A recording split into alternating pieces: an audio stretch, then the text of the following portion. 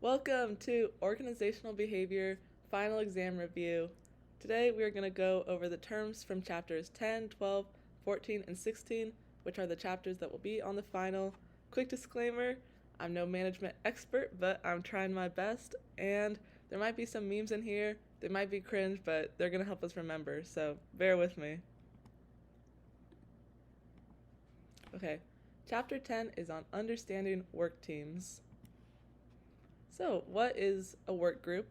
And right now we're going to see what's the difference between a work group and a work team. So, a work group is a group that interacts to share information and make decisions to help each member perform their responsibility.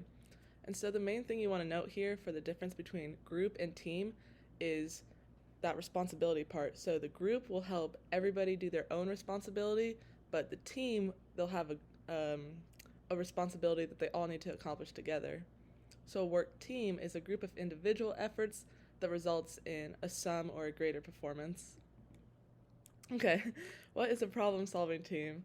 This is a team of employees from the same department who meet a few hours each week to discuss basically ways to do their job better. And so this is from the office, this is the accountants, so this would be an example of a problem-solving team. Same department, same problems probably, and then they'd meet together to solve those.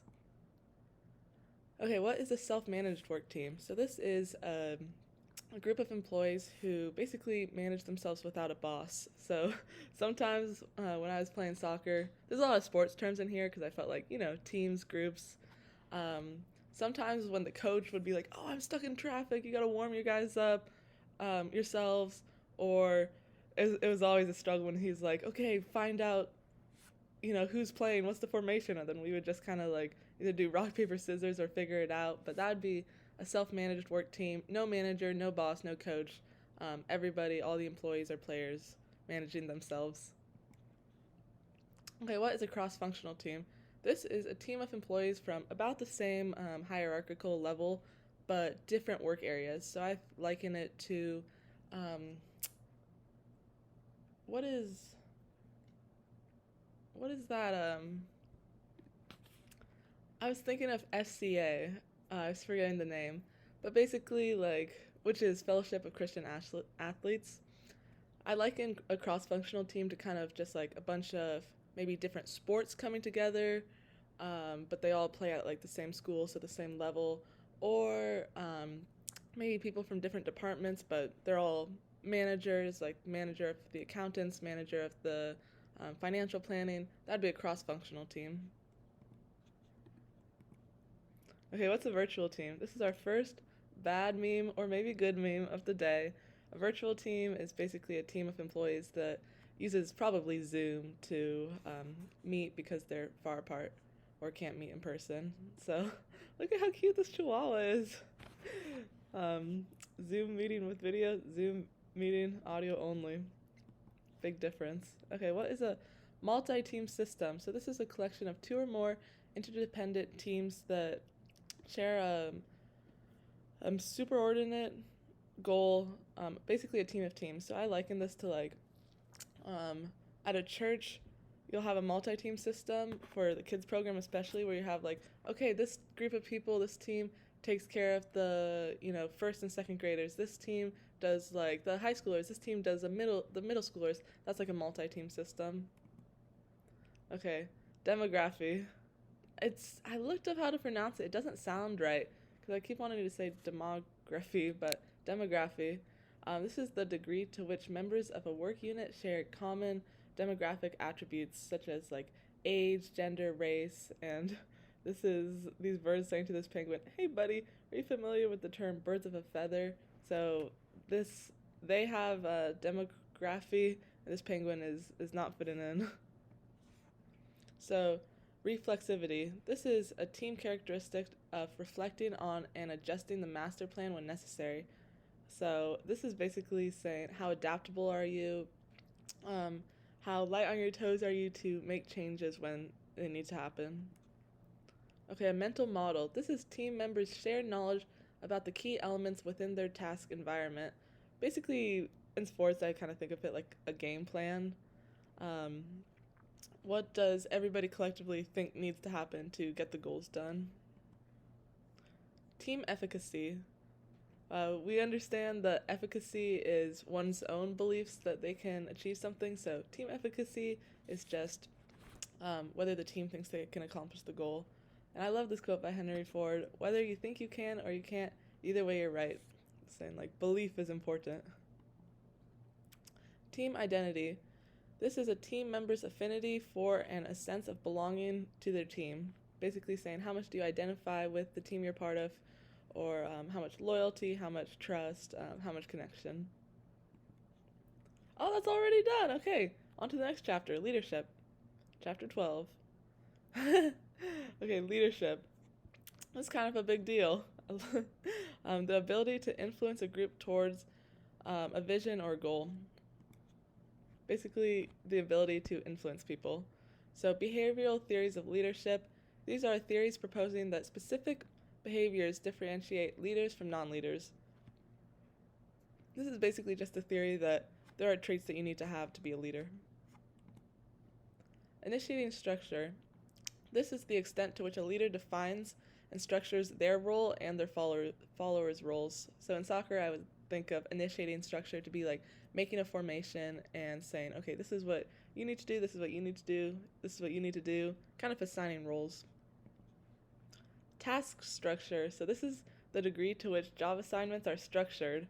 So this formation probably has low task structure because you don't need 7 forwards up here, even though this would be a pretty fun game to watch. But task structure is basically how well your plan comes out, or like how well you initiate that structure. Consideration. This is the extent to which a leader has job relationships that are characterized by trust, respect, and regard for others' feelings. Ooh, mini me. I don't know what that was. Okay, yes, I'm considerate. Right before I rip your freaking head off. I love this movie.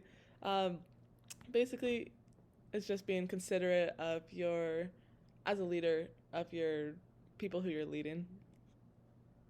Okay, Fieldler contingency model. So this is the theory that a group's success depends on the match between a leader's style and the people that they're paired with.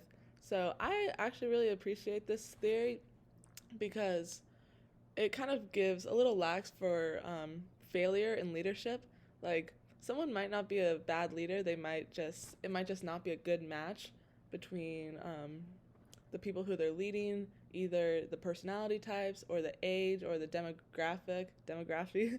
And I also liken this to, like, love, of course, Fiedler contingency model. Like, just because two people, like, might not get along dating doesn't mean they're, like, either something's wrong with either. It's just, like, not a good match.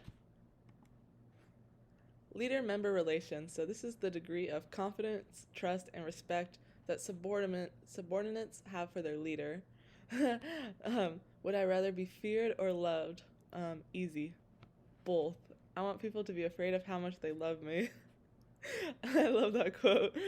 This is basically saying, how do your employees view you? Do they like you? Do they love you? Do they fear you? Etc. Position power. So this is the degree of influence from one's position in the organization. This is basically mostly in a hierarchical organization.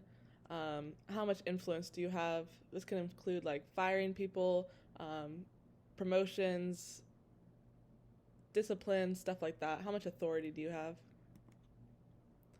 So, situational leadership theory, SLT. This is a contingency theory that suggests the appropriate leadership style depends on the follower's willingness and competence to accomplish specific tasks. This movie, you guys, if you haven't seen it, it's so funny. Okay, it's called Kicking and Screaming, and basically it's Will Ferrell, and he coaches his son's soccer team, but the kids are just so chaotic and bad, and it's the funniest thing to watch. So basically, I put this here because it's like the leadership style depends on the followers' confidence, and these kids were very incompetent, and so he had to do some pretty crazy things to get them to win. You can see it, not a spoiler, don't worry. but to get them to do well. And so this is just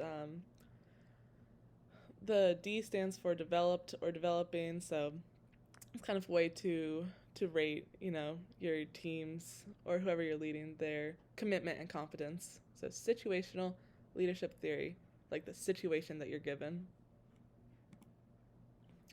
Leader participation model. So this is a theory that suggests leaders should figure out how much they need to involve their team members in decision making and shared responsibility. So, excuse me, I just thought of like a teacher. They're a leader, of course. So for the leadership or leader participation model, they have to decide how much am I going to call on students, how much am I going to involve the class. So that's an example of that. This meme, I used to love it when I was a kid. When other people have their hands raised and the teacher calls on you, like, what the heck? But I talked in class. I was a chatterbox. That was too much.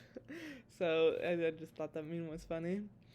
Okay, shared leadership theory. This is a theory that suggests leadership can become an emergent state in which leadership roles are distributed across followers. So this is basically saying everyone's a leader. Shared leadership. And so in soccer, I think of it like the idea is like, okay, coaches will assign captains, or they say, you lead the warm-up, or can you text the girls group chat to, like, I don't know, organize a team bonding thing. Like, the coaches shouldn't do everything. It's good to have, like, a healthy delegation. Like, okay, followership. This is the capacity of followers to put into practice a leader's goals or set of visions. And so this is different. Again, in soccer, they always used to say, like, being able to do this is the most important thing, like being coachable. And I thought this quote was just interesting when I was meme hunting. Coachable and compliant are not the same. So I think of followership more like coachable. Like, you're not just going through the motions and obeying the leader. You're putting into practice and taking initiative and being active in seeing the leader's vision come to fruition. Okay. Leader-member exchange theory. So this is a theory that suggests leaders-followers relationships vary in the quality and that there are in-groups and out-groups. And people in the in-group will have higher performance and less turnover. So this is basically saying that leader-member exchange theory, how well you relate to your boss and how connected you are to them will produce better performance. So this is Jurgen Klopp with Liverpool, and he is like known for being the best at doing this, just like really connecting like as a person with his players, and you can really see it like yield results. And a lot of times I feel like maybe leaders, or actually a lot of times maybe I guess even myself just think like, okay, if I was a leader, I need this done, this done, this done, I need to be so organized. But it's also really important to have like that connection, not just for being kind to other people, but it also does increase performance. So it's like a win-win. Okay, charismatic leadership theory. So this is the theory that people see someone as a remarkable leader when they notice behaviors that are driven by values or emotions. So charismatic leadership theory is basically when you see your leader or someone who's in charge, when you see that they're driven by purpose and by values and not just money or trying to get work done. Okay, what is vision and what is a vision statement? So vision is a long-term strategy for attaining a goal, and vision statement is a formal articulation of an organization's vision or mission. So this is the opposite of what you want your statement to be. The vision statement should be like, we are doing this because, but this is funny comic because it's like, why are we doing this? The worst vision statement you could possibly think of. Okay, full range leadership model. So this is a model that suggests that there are a number of approaches of leadership that vary from passive to active to effective to ineffective. So this is basically saying, this seems obvious, but there are many types of ways to lead. Like, there's not a one-size-fits-all. Laissez-faire leadership. So laissez-faire kind of, I think of the word lazy when I hear that word. So it's a leadership style involving passive abdication and avoidance of leadership responsibility. So delegating, of course, is good, and we saw that shared leadership model, which is also good, but laissez-faire leadership is taking it to the extreme where you're just saying, I don't want to do any work, and you're really avoiding any responsibility. Transactional leaders. So this is leaders who get work done by saying what they want, telling people to do them, do it. Sorry about that. And then punishing or rewarding them. So I think of the word transaction, like for a transaction, you give the clerk money and then you get something. So transactional leaders, you give something and then you get something. And I know what you might be thinking, like that seems kind of transactional or maybe robotic, but there's actually, me and my group members in my class are writing a paper on transactional leaders versus transformational leaders. And it's actually pretty interesting. Like, some followers do prefer a more transactional style of leadership. There's less emotional heightenedness, if you know what I mean. Usually less abuse of power, a little more consistency and predictability in work. So it's not necessarily a bad thing. And transformational leaders who inspire followers to transcend their own self-interest for the good of the organization. And so I couldn't not. I just right away just thought of Jesus as he just transcend his own self-interest the most that anyone did, because he literally died for us, for the good of us, the organization. But transformational is basically a leader who will sacrifice, their own interests or, time, etc., to transform the followers so that the followers will, of course, get the task done in the organization, but the followers will, get into that shared vision and do the same for others. So that just kind of reminded me of that. Authentic leadership. So this is a leadership style in which leaders know who they are and are anchored by their mission and considerate to others. So the main key word to remember for authentic leadership is being genuine. So authentic leaders really influence others just by being a genuine person. Unethical or ethical leadership. So this is the idea that leaders serve as ethical role models to followers. So when you are working under a leader, when you have a teacher, a coach, a mentor, you're not just leading them those leaders are not just leading their followers to accomplish goals. They are also, in a way, serving as a role model for ethics. So it's important to be an ethical leader. Servant leadership. So this is a leadership style marked by going beyond the leader's own self-interests and instead focusing on opportunities to help followers. This is kind of like transformational leadership. This is basically where the leader, you can have a non-servant leader, which is does not basically put any investment into what they're asking their followers to do. They're not even doing what they're asking, but a servant leader is, not only are they doing what they're asking of their followers, but they're going above and beyond. Abusive supervision. So this is supervision that is hostile, both verbally and non-verbally. Pretty simple. Trust. This is a mutual position, positive expectations between people. Mutual positive expectations between people. I like that definition. I didn't write it, it was the book, but I like the book's definition, and I thought this meme was funny. Trust propensity. So this is how likely people are to trust a leader. I love this meme. Never trust someone whose name starts with ABCDD. Attribution theory of leadership. So this is leadership is merely an attribute, or this is the idea that leadership is merely an attribute that people, let me say this right, an attribution that people make about other individuals. So this is about perception. So this is kind of the idea that's saying, let's just say you had a friend group and you're like, okay, that person's the leader. No one assigned them the leader, but everybody kind of thinks they are, so everybody kind of attributes them as the leader, but they're not actually, I guess they're the leader because everyone attributes them as the leader. That's kind of the theory. It's kind of circular. And I like this meme. I am a teacher. What the students think I am, what the parents think I am, and it's just kind of saying perception determines leadership.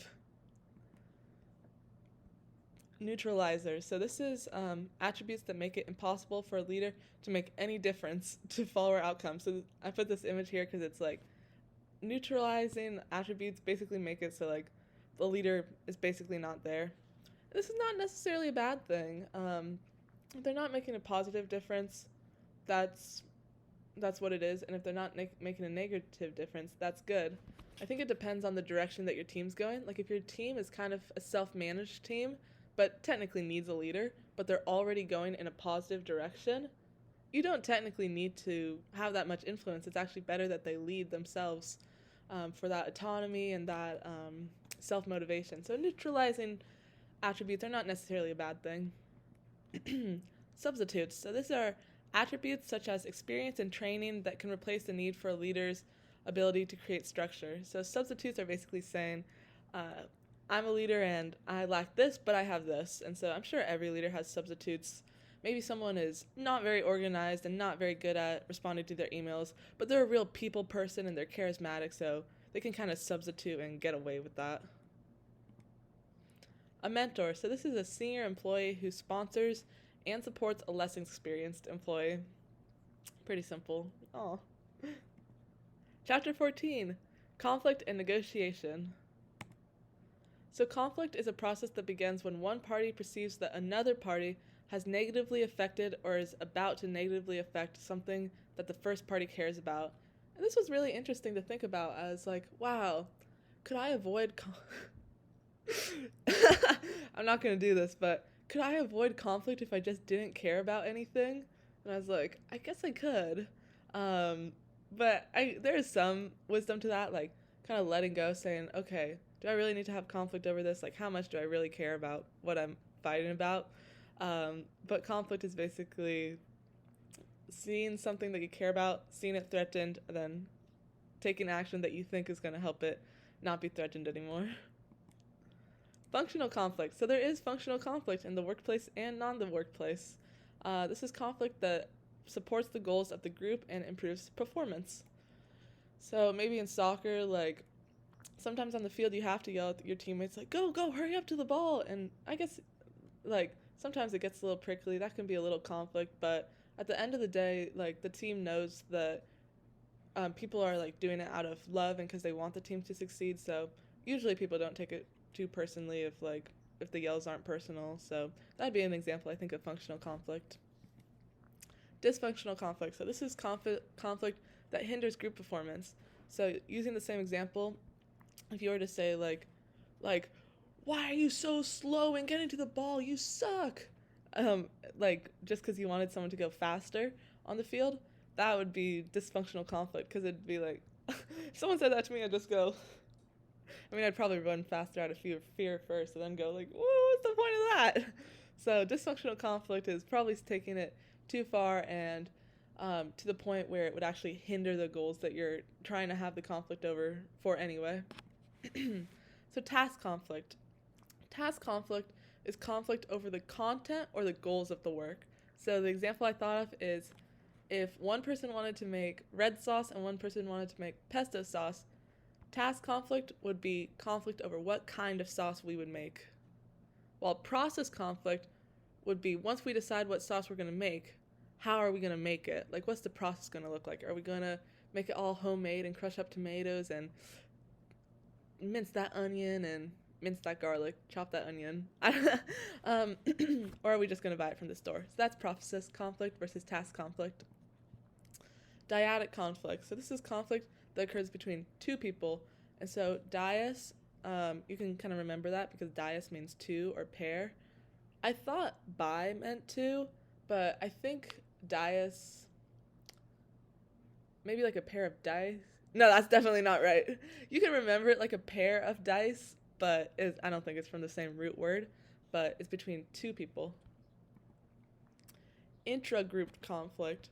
So it's very important. The next two slides are intra and inter. So that RA is what makes the difference. So this is conflict within a group, kind of like introvert is spelled with an O, but I kind of think of it like an introvert, like it's within the group, where inter-conflict is between other groups.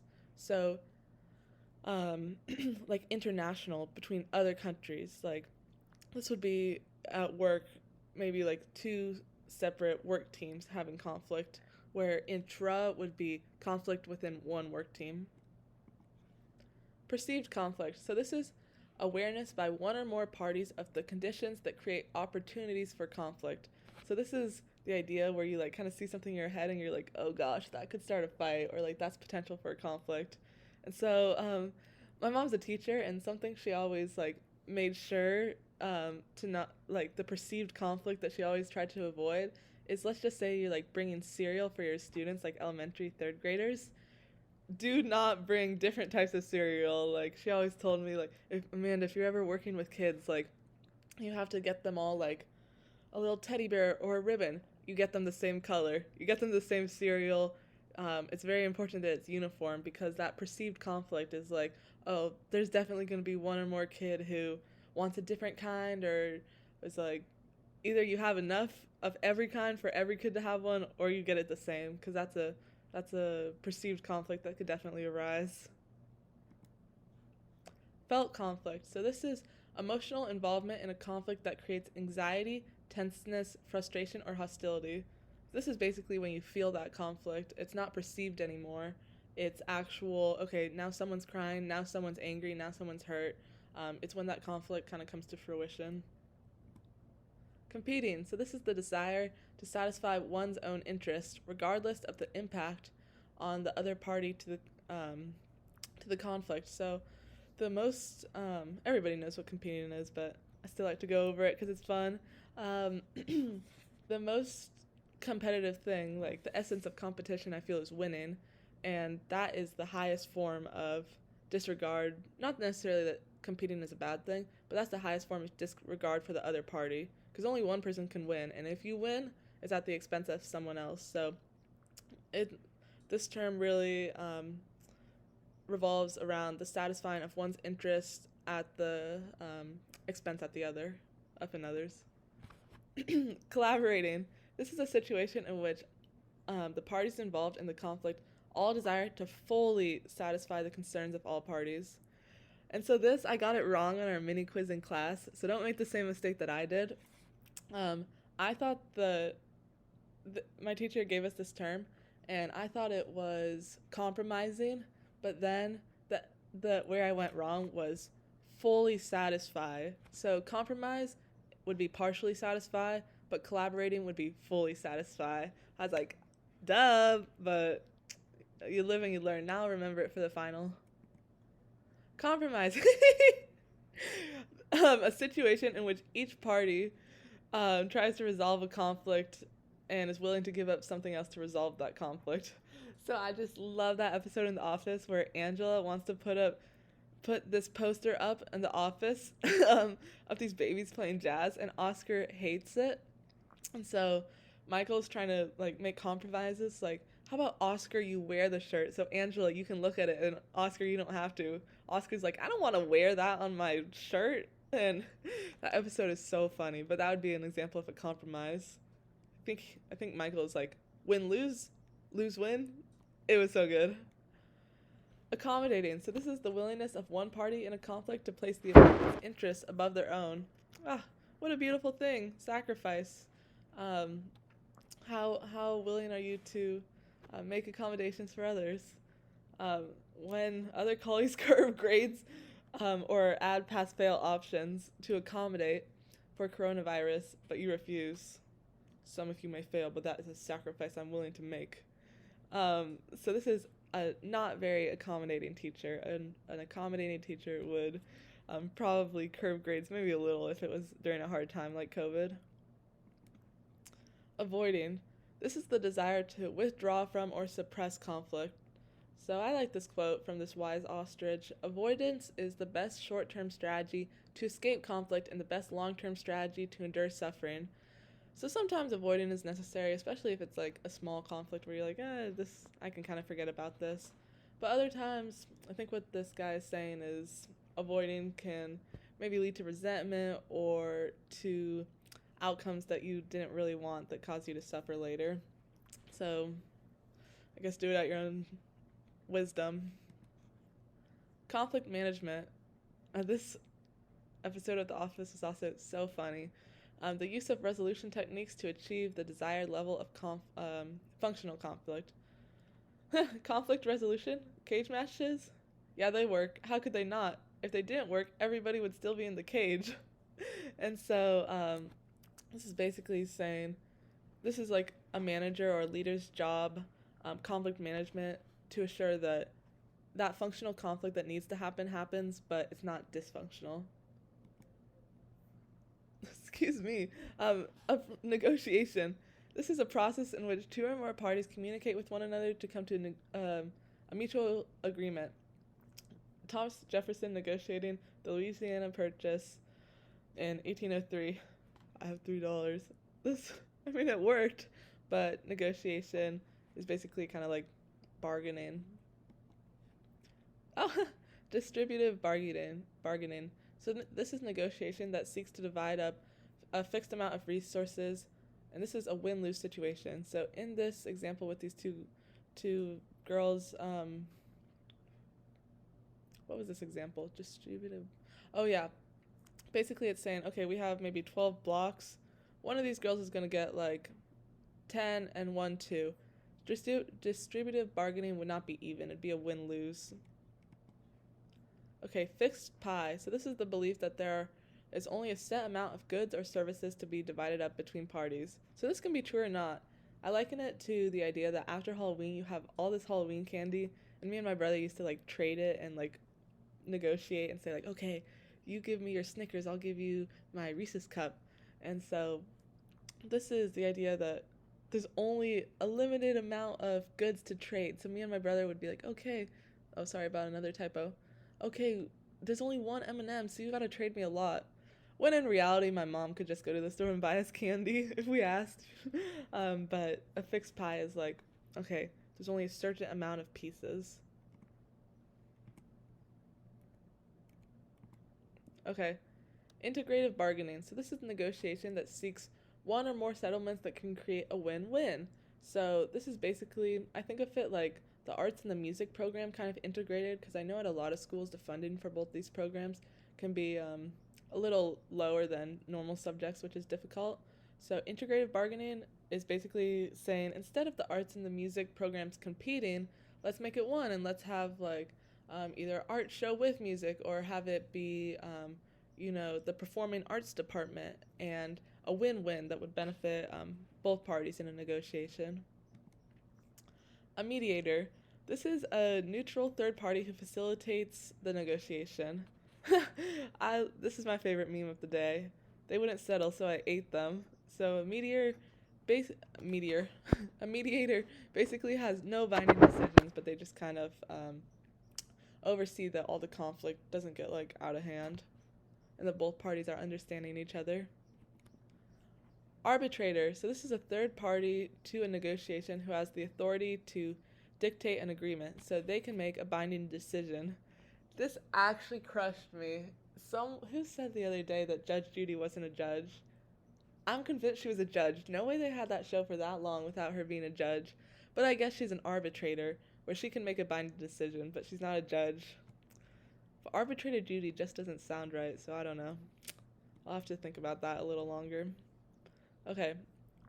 Conciliator. So this is a trusted third party who provides information between the negotiators. This is very similar to a mediator. Basically, neither of them have a binding decision, but a conciliator can give like suggestions and advice and kind of give their expertise, but a mediator really just facilitates communication and has a more passive role, I would say. Chapter 16, this is our last chapter. We got this. This is on organizational culture and change. So, organizational culture, a system of shared meaning held by an organization's members. We're returning to the office because culture is so important. The culture. So, a dominant culture, this is a culture where main values are widely shared among the members of an organization. So, we talked about in our class Patagonia as having a dominant culture of, adventure and being outdoors. So much so that the employees literally, for some time of the year, take some time to just go in the Patagonia clothes, go hiking, go sailing, stuff like that. I was like, wow, what a cool company. Core values. This is the primary or dominant values that are accepted throughout an organization. Subcultures. So this is many cultures within the organization that are typically defined by similarities between people or departments.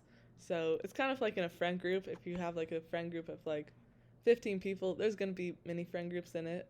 So have you ever noticed in every group of friends, there's those kind of subcultures or a group chat in the group chat, if you will. Okay, so strong culture. This is a culture in which the core values are intensely held and widely shared. So it takes a long time to build a culture in a team or an organization, especially a strong culture where everybody is buying into like the leader's vision.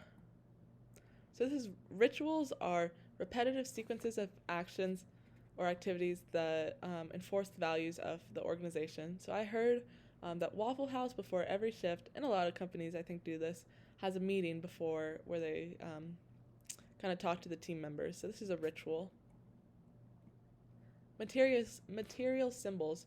So this is physical objects that symbolize company values. So when I played for soccer at my school, we had like a cowbell, which was basically like after every game, whoever one person would have the cowbell and they'd award it to another team member who they thought did a good job, who they thought worked hard, who they thought played well. So this would be like a symbol that that our team values hard work and recognizing others' achievements. Socialization. This is a process which enables new employees socialization to acquire social knowledge and get oriented. So this would be like freshman orientation for college or, office parties or in class, like tell us a little about yourself, stuff like that. Pre-arrival stage. So this is a period of learning in the socialization process that occurs before a new employee actually joins the organization. So this for like college would be like an unofficial visit or official visit where like an athlete would go to the school, kind of see, what's up, meet everybody, but they aren't actually part of the team yet, but they're probably coming to the school. Encounter stage. So this is the stage in the socialization process in which new employees see what the organization is really like. So you encounter, what is this organization? And usually, whether good or bad, the expectations and the reality may diverge. So this next one is what the metamorphic stage is, kind of bridging the expectation versus reality. So is it better than you expected? Is it worse? Just the process in which you kind of adapt to the place that you're put in. So I liken it to metamorphosis is when like a caterpillar becomes a butterfly, so changing. And in college I'd say a big change is normally definitely you're like, okay, normally the first 2 weeks you're like getting your butt kicked with academic work, so you're like, okay, something that I need to change is I need to expect to study more, gotta go hit the books. Organizational climate. So this is the shared perceptions that organizational members have about the organization. So everybody has opinions about their organization, and the climate is usually like unspoken ones. So kind of what do generally the employees, how do they feel about the practices, the policies, and kind of what takes place day to day? This is my favorite. This is my favorite meme of the day. This is actually it. I don't even understand why I like it so much, but it's funny. Ethical culture. This is the shared concept of right or wrong behavior in the workplace that reflects the true values of the organization. So, ethical culture, one example of this would be like a culture where we don't steal from work. That would be a very unethical culture. Okay. Sustainability. This is maintaining practices over a long period of time because the tools or structures that support them are not damaged. So how sustainable, I always think of like manufacturing. Like if you have really good equipment, it's going to be sustainable long term. It's all about longevity. So great great grandma celebrates 114th birthday. I'm like a little young chicken. I love this meme. It's all about longevity, like how long something lasts or how long something lives. Positive organizational culture. This is a culture that emphasizes building employee strengths and rewards more than punishments, and emphasizes growth. So this is just a wholesome meme. I can't complain about my job. I love my job. So a positive organizational culture is generally where most people want to work. Idea champions. So this is individuals. Idea champions is individuals enthusiastically promoting and ensuring that an idea is implemented. So entrepreneurs have to do this the most. They have to be champions of their own ideas by pushing them ahead, and this can be pretty tiring. So this is the meme: staying at their boring job, like their day job, or you have to work like 24/7. It's basically like when people are like, I'm not working a day job, I'm going to be an entrepreneur, but it's usually like more work than an actual day job because you have to be an idea champion. Change. Everyone knows what it is, but it's one of our terms. So this is when things become different than the way they were before. Too much change is not a good thing. Ask the climate. Plan change. So this is change activities that are proactive and intentional and goal-oriented that are initiated by the managers. So a good change. Change agents. So this is people who act as catalysts and assume the responsibility for managing change activities. So who's actually making these changes? Driving forces versus restraining forces. So a driving force is forces that direct behavior away from the status quo. So like going outside of the box, drive outside of the box and try new things, while restraining forces hinder movement, so don't fix what's not broken. It's a really interesting balance about which one is better, like trying new things or not fixing what's broken, but this is driving force and then restraining force, kind of holding back. So like restraining change.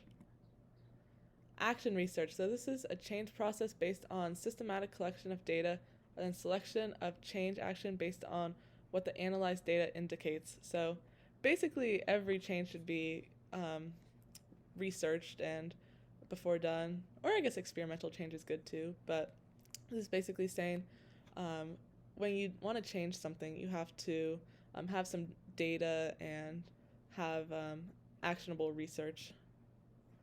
Organizational development. So this is a collection of planned that seeks to improve organizational effectiveness. So this is basically just company improvement.